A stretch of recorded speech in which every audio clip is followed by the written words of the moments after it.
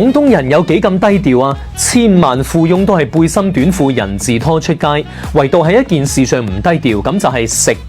幾百蚊嘅粥，幾千蚊嘅海鮮，只要好食，濕碎啦。但係埋單嗰陣發現咩吓？一包紙巾要2蚊咁貴，有冇搞錯？所以有句說話叫做鑿唔穿嘅係防盜門，管理唔到嘅係廣東人。但係其實呢，廣東人只係唔願意為冇價值嘅嘢埋單啫，一出手一定要物有所值。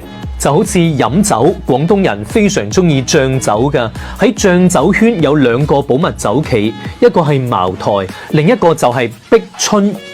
碧春酒廠係上世紀60年代礦產萬噸茅子而建，據說工人工藝原料都係照搬茅子，仲組織專家進行上萬次自然發酵實驗，研製出正宗嘅茅原酒曲，釀出嘅酒茅香味好正宗。